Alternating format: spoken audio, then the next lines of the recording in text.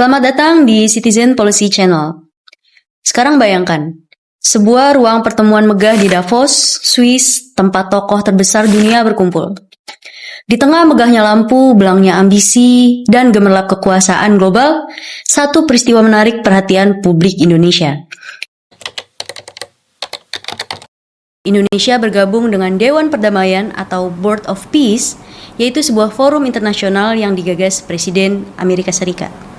Foto dan video peristiwa itu bertebaran di media sosial. Presiden Prabowo Subianto menandatangani piagam bersama pemimpin negara lain. The President of the Republic of Indonesia.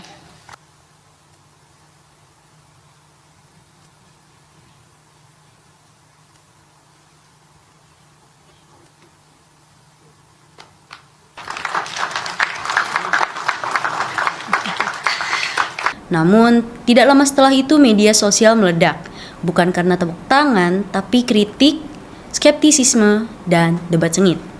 Data menunjukkan sesuatu yang menarik nih. Sentimen negatif terhadap kebijakan ini mencapai sekitar 67,3% di media sosial, sementara sentimen positif hanya sekitar 13,9%. Artinya, sebagian besar publik tidak menyambut baik keputusan ini, setidaknya secara spontan di dunia maya. Sementara itu, di media online formal, liputan lebih banyak positif yang kemungkinan mencerminkan perbedaan cara media arus utama dan publik digital melihat isu sebesar ini. Di dalam negeri, respon juga beragam nih. PBNU memandang ini sebagai langkah krusial untuk membantu Palestina. PDIP justru mendorong perdamaian melalui PBB, bukan Dewan Perdamaian. Kemudian ada MUI nih, yang secara tegas mengecam, menilai forum itu nggak berpihak dan bisa bahkan memperkuat neokolonialisme. Menteri Pertahanan menyebut langkah ini sesuai amanat Undang-Undang Dasar untuk perdamaian dunia. Kabar terbaru hadir dari Majelis Ulama Indonesia yang mendukung keputusan Indonesia bergabung ke Board of Peace usai bertemu Presiden Prabowo Subianto di Istana pada Selasa 3 Februari 2026. Sebelumnya, MUI minta pemerintah Indonesia untuk mundur dari Board of Peace karena menilai keterlibatan Indonesia dalam Dewan Perdamaian itu tidak berpihak pada Palestina. Ketua Umum MUI Anwar Iskandar mengungkapkan bahwa pernyataan Prabowo yang menyebut jika badan tersebut bertindak di luar kemaslahatan, maka seluruh negara Islam yang bergabung akan keluar, dan Anwar menilai pernyataan itu penting untuk dicatat sebagai bentuk ketegasan sikap. Ini bukan sekedar perbedaan kecil, ini adalah perbedaan cara pandang fundamental tentang apa itu perdamaian. Nah, sekarang ini kita sambungkan ke sesuatu yang lebih luas, yaitu apa sebenarnya yang dimaksud dengan perdamaian dan siapa sih yang menentukan bentuknya. Selama ini Indonesia dikenal punya politik luar negeri yang bebas aktif, mencoba menjaga keseimbangan, tak berpihak kepada blok manapun. Tapi keputusan untuk bergabung dengan Dewan Perdamaian yang inisiatifnya datang dari Amerika Serikat menimbulkan pertanyaan nih. Apakah ini justru mengikat Indonesia dalam format perdamaian yang bisa jadi nggak netral? Kita juga tahu kalau isu Palestina bukan sekedar konflik bersenjata. Ini sejarah panjang penjajahan, hukum internasional, dan perjuangan rakyat yang hak-haknya belum terpenuhi. Jadi, ketika Indonesia bergabung dalam forum yang tidak melibatkan Palestina sebagai suara utama, itu menimbulkan tanda tanya besar. Disinilah letak insight pentingnya.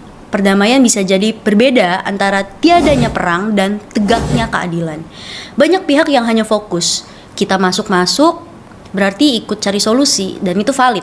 Tapi kita perlu berhenti sejenak dan bertanya, apakah forum ini mengejar negatif peace, hanya mengejar konflik, atau positif peace, di mana hak, keamanan, dan kedaulatan rakyat Palestina benar-benar diakui? Ketika sebuah kebijakan diplomasinya mengklaim tujuan yang luhur, yaitu perdamaian, kita harus tanya kemana arah akhirnya. Apakah hanya untuk stabilitas geopolitik atau benar-benar mengakui hak asasi rakyat Palestina tanpa syarat? Lalu, apa yang perlu kita lakukan sebagai warga negara yang kritis? Nah, berikut agenda diskusi publik yang perlu kita dorong. Pertama, ada transparansi informasi. Jadi pemerintah harus menjelaskan secara rinci apa sih posisi Indonesia dalam Dewan Perdamaian, di mana batas kecamannya, garis merahnya, dan kapan Indonesia akan menolak ketika forum bergerak ke arah yang tidak adil. Kemudian bisa juga dengan melibatkan publik dan pakar. Jadi debat publik harus terstruktur dengan pakar yang berhubungan internasional aktivis hak asasi dan perwakilan komunitas Palestina.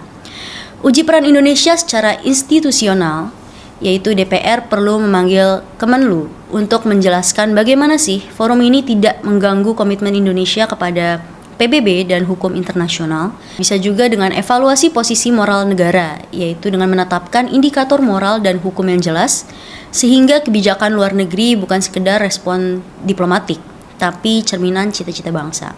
Jika kita tidak melakukan itu, dan jika kita hanya membiarkan narasi ini berlalu tanpa adanya evaluasi kritis, akan ada dampak serius. Yang pertama, risiko hilangnya moral leadership Indonesia yang bisa kehilangan posisi uniknya sebagai suara moral dunia Islam dan Global South jika dipersepsikan terlalu dekat dengan kepentingan kekuasaan besar global. Yang kedua, itu normalisasi ketidakadilan yang tanpa garis merah yang jelas, forum perdamaian bisa jadi mekanisme yang mengakomodasi kekuatan kuat, sementara rakyat yang tertindas tetap diam. Yang ketiga, itu dialog publik terfragmentasi, yang ketika pemerintah dan publik berbicara dalam bahasa yang berbeda, ruang dialog kita akan semakin sempit, bukan makin dewasa. Tapi juga ada dampak positifnya kok kalau dijalankan agenda di atas itu. Diplomasi yang lebih kuat dan beretika bukan sekedar hadir di meja, tapi benar-benar diakui sebagai suara yang menjunjung tinggi keadilan. Kemudian publik yang teredukasi secara politik juga bukan hanya ikut komentar di media sosial, tapi paham kerangka strategisnya. Jadi ketika kita dengar kata perdamaian, jangan berhenti pada makna sentimental, tapi tanya ke diri kita, perdamaian untuk siapa sih? Siapa yang menentukan aturannya? Apakah benar suara rakyat Palestina itu benar-benar hadir di sana atau hanya figur simbolik? Nah, disinilah letak makna kebijakan luar negeri yang sejati. Jadi bukan hanya hadir di foto, tapi mengubah arah cerita global, bukan hanya jadi bagian dari ceritanya. Itulah perspektif kita di Citizen Policy Channel hari ini. Kritis, jernih, dan berpihak pada keadilan. Sampai jumpa di episode berikutnya.